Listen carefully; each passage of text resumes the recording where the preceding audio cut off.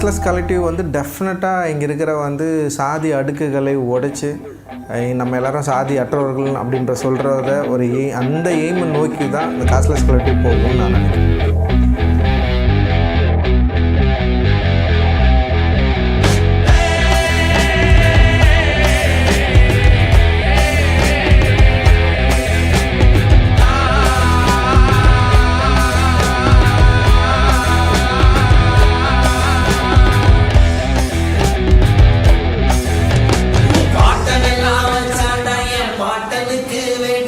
அதனால்